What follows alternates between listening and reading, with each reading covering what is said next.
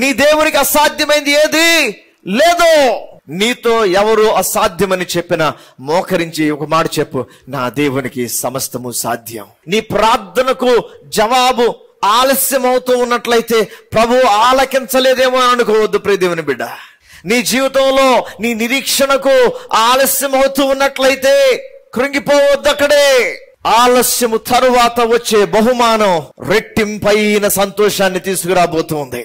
అలా ఆలస్యముగా గర్భఫలాలను పొందుకున్నటువంటి వారి బిడ్డలను దేవుడు ఉన్నతంగా వాడుకున్నాడు. 75వ సంవత్సరమున ఆ ఏట అబ్రహాము దేవుని వాగ్దానాన్ని పొందుకున్నాడు. కానీ నెరవేర్పు వచ్చేసరికి 100వ సంవత్సరం. 25 సంవత్సరాల నిరీక్షణ ఆలస్యమైంది.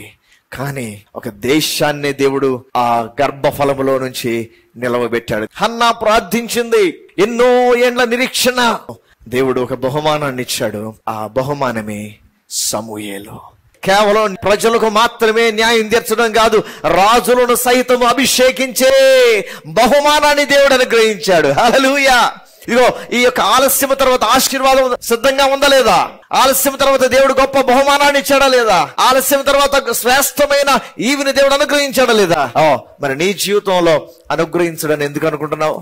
ప్రియమైన దేవుని బిడ్డలారా, నీ ప్రార్థన ఆలస్యమయ్యే కొద్ది గొప్ప బహుమానం నీ కొరకు ఎదురు చూస్తా ఉంది. ఈ రోజు ఆలస్యమైందని నిరుత్సాహంగా మాట్లాడొద్దు.